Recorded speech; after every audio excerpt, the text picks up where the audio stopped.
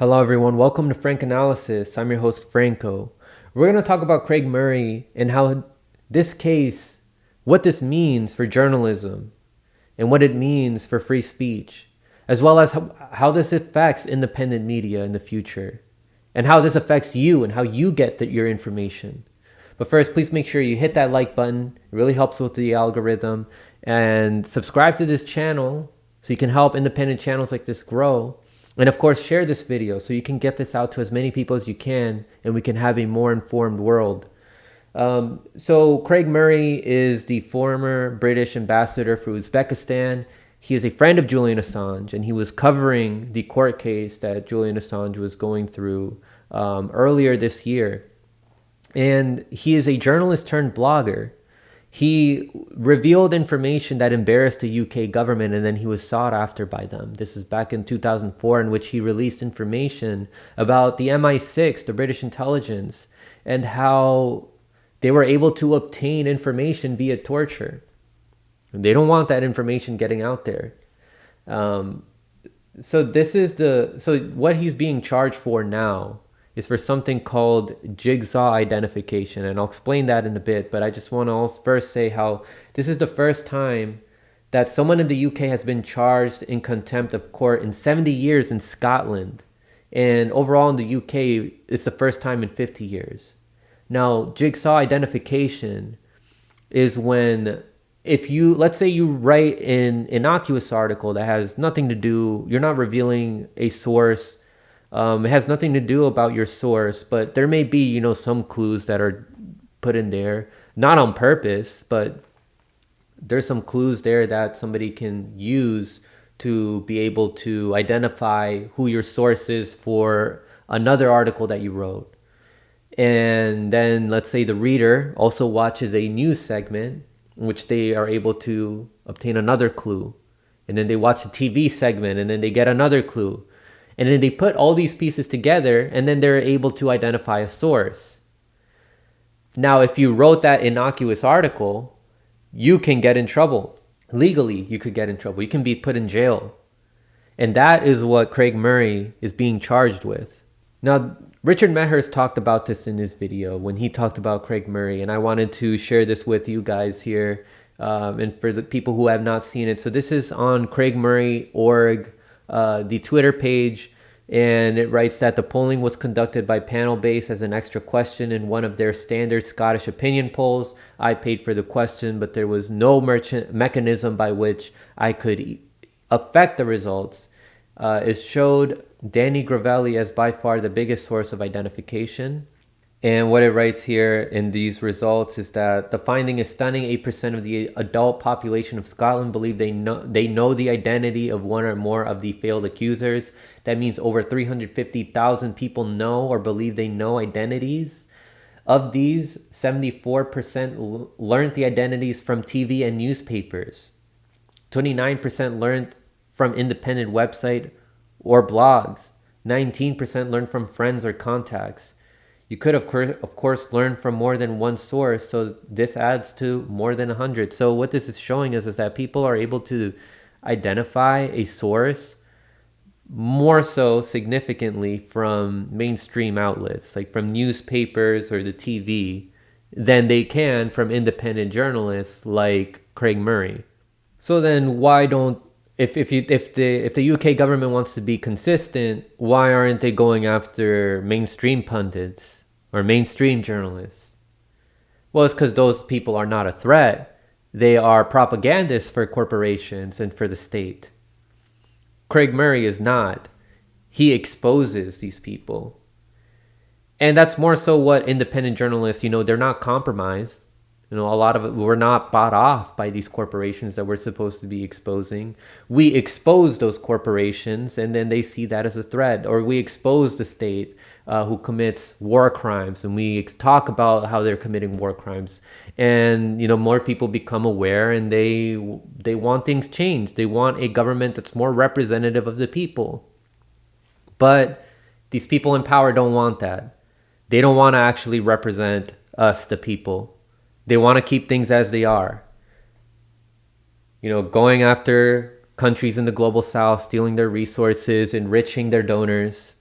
So we, as independent journalists and pundits, we are standing in their way. We're trying to stop them from going forward. What they're doing is wrong. And that's what journalism is supposed to be. We're supposed to be exposing the truth so that people can make more educated choices, not what the corporate mainstream media is currently doing, which is manufacturing people's consent, lying to them, leaving out certain truths so that we think that we're doing the right thing by torturing people or going into other countries, when in fact more information is being hidden.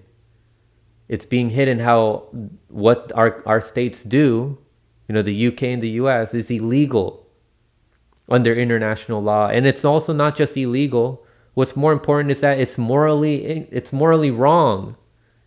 And now with social media, with things like YouTube, just the internet in general, it's facilitated independent journalism. More people are waking up.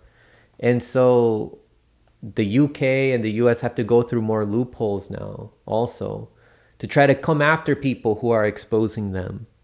And now Leona Dorian, or Lady Dorian, who is the Lord Justice Clerk, or the second most senior judicial post in Scotland, who was overseeing this case of Craig Murray, check out what she, what she just decided here. So this is from Jonathan Cook's blog, and what he wrote here is that now Lady Dorian has put the final nail in the coffin for citizen journalism. She has declared through her ruling that she and other judges will be the ones to decide who is considered a journalist and thereby who receives legal protection for their work. This is a barely concealed way for the state to license or credentialize journalists. It turns journalism into a professional guild with only official corporate journalists safe from legal retribution by the state. So me or people like Craig Murray, or anybody who wants to start off from the bottom, be a citizen's journalist and question politicians, or just go to events and show what's happening, or to have their own channel where they sit in their studio and present the news. We're not going to be credentialized. If we were in the UK, the US could do this next. And so they could call what we do a crime. If you are unapproved, it goes on to say, uncredentialed journalist, you can be jailed, as Murray is being, on a similar legal basis to the imprisonment of someone who carries out a surgical operation without necessary qualifications. But whereas the law against charlatan surgeons is there to protect the public, to stop unnecessary harm being inflicted on the sick, Lady Dorian's ruling will serve a very different purpose: to protect the state from the harm caused by exposure of its secret or most malign practices by troublemaking, skeptical, and now largely independent journalists. They want to prevent the truth from getting out because it's going to harm the state. It's going to harm corporations. It's not going to harm the people. It would be doing the people a service for them to know the truth, to be educated about what's actually happening. So this is morally wrong. You're hiding the truth from people.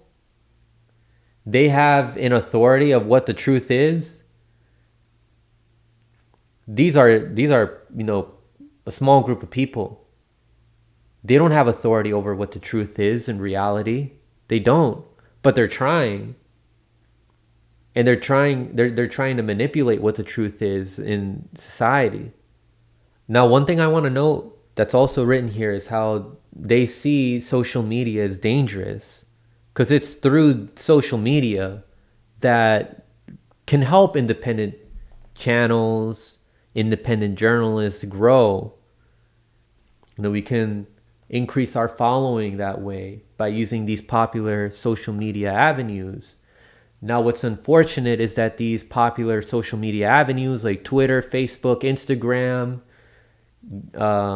I mean, we can throw YouTube in there. They're all owned by big corporations. And now they're trying everything that they can to suppress free speech on there. And then, of course, they just classify it as dangerous. But the only thing that it's dangerous about it is that it's only dangerous to these corporations that are getting too powerful and are stealing money from the people and oppressing people and have negotiations with these other corporations that want to obtain resources from the global south. So Jonathan Cook writes, corporate media shackles. There is an even bigger picture that should be hard to miss for any honest journalist, corporate or otherwise. What Lady Dorian and Judge Barrister, who's overseeing the Assange case, and the establishment behind them are trying to do is put the genie back in the bottle. They are trying to reverse a trend that over more than a decade has seen a small but growing number of journalists use technology and social media to liberate themselves from the shackle of the corporate media and tell truths audiences were never supposed to hear. Don't believe me? Consider the case of Guardian and Observer journalist Ed Voliami. In his book, Flat Earth News, Voliami's colleague in The Guardian, Nick Davies, tells the story of how Roger Alton, editor of The Observer at the time of the Iraq War and a credentialed licensed journalist, if ever there was one, sat on one of the biggest stories in the paper's history for months on end. In late 2002, Voliami, a veteran and much trusted reporter, persuaded Mel Goodman, a former senior CIA official who still had security clearance at the agency, to go on record that the CIA knew there was no weapons of mass destruction in Iraq, the pretext for an imminent and illegal invasion of that country. As many suspected, the US and British governments has been telling lies to justify a coming war of aggression against Iraq, and Voliami had a key source to prove it. But Alton spiked this earth-shattering story and then refused to publish another 6 versions written by an increasingly exasperated Voliami over the next few months. As war loomed, Alton was determined to keep the story out of the news. Back in 2002, it only took a handful of editors, all of whom had risen through the ranks for their discretion, nuance, and careful judgment to make sure some kinds of news never reached their readers. Social media has changed such calculations. Voliami's story could not be quashed so easily today. It would leak out precisely through a high-profile independent journalist like Assange or Murray, which is why such figures are so critically important to a healthy and informed society, and why they and a few others like them are gradually being disappeared. The cost of allowing independent journalists to operate freely, the establishment has understood, is far too high. First, all independent, unlicensed journalism was lumped in as fake news. With that as the background, social media corporations were able to collude with so-called legacy media corporations to algorithm independent journalism into oblivion. And now independent journalists are being educated about what fate is likely to befall them should they try to emulate Assange or Murray. So what I'm getting from this is that if social media was as popular as it was during the Iraq War, it probably could have been prevented, or there would have been at least a lot more people aware about how it's BS before it even started. If you think about it, with social media, we've probably been able to prevent a lot of things. There's a more informed population now thanks to it. News has been able to travel fast. You are now independent media is more popular now than it's ever been, despite all the efforts that these corporations try to do with their Google contracts and the mainstream media outlets, how those get pushed up by the algorithm on Twitter, on Facebook, on YouTube, and then suppress independent channels. They try to do everything that they can, to silence us. And, they team up, and there's a revolving door within these corporations with intelligence. Take a look at this. This is from The Gray Zone. This was written by Ben Norton, I just want to show you guys the title of this. This is written not too long ago by Ben Norton. Twitter partners with UK government backed CIA link Reuters to censor alternative news. Now, if you guys remember, I talked about this on my show, how Reuters, the BBC, and Bellingcat participate to covert UK Foreign Office funded programs to weaken Russia, which is what leaked documents revealed. Then when this was making the rounds in Twitter, they would put up a warning sign showing how, oh, like this came from leaked or hacked, may have come from hacked sources. But pretty much what I'm trying to show you here with, what I was saying about this revolving door, here's the senior Reuters director, who's Don Scalisi.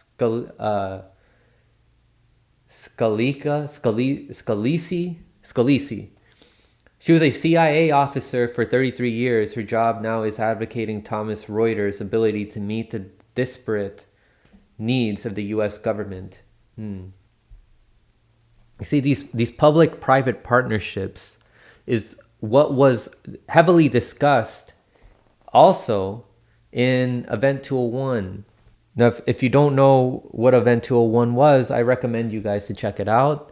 I know a lot of you guys have different opinions than I do, and that a lot of the people have who watch this show about the COVID narrative. Regardless of that, in this event that was funded by the Bill and Melinda Gates Foundation, they discuss how they're going to manage misinformation when it comes to COVID and when it comes to vaccines.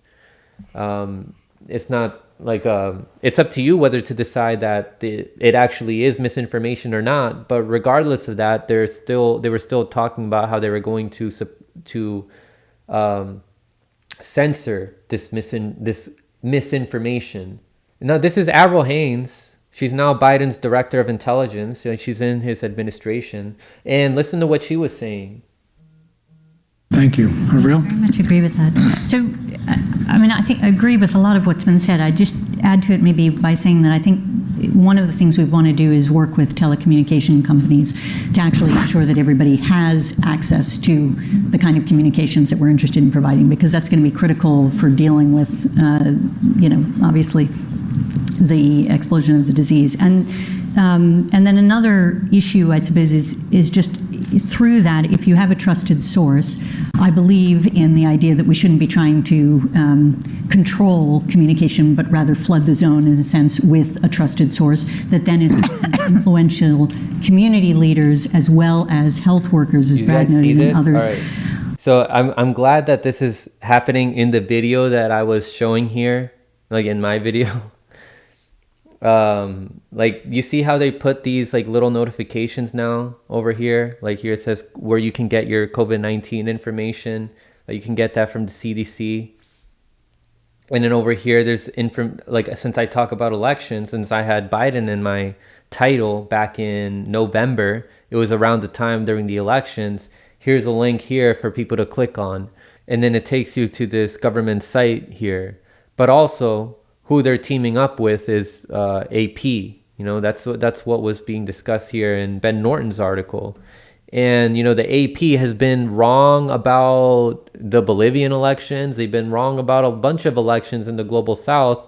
They try to they try to commit to the US's agenda of imperialism. But now these corporations and our governments have an authority on what the truth is and what they want to correct, whether it's about elections, whether it's about COVID, whether it's about leaked information, foreign policy. It's the same institutions involved in a lot of these things. Check this out. Trusted News Initiative to combat spread of harmful vaccine disinformation and announces major research project.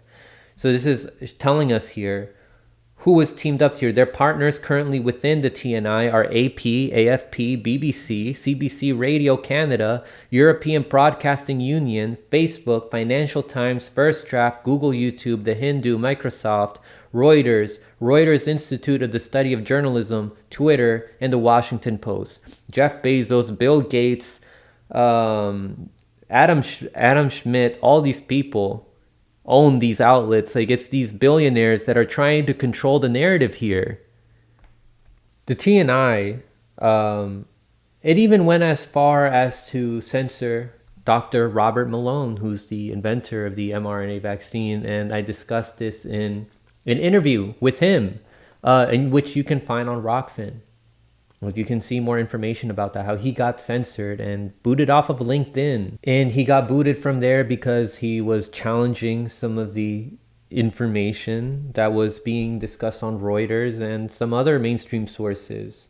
He was challenging it with his own scientific evidence. So I just wanted to show you guys that, how all these issues, when it comes to narrative control, are related.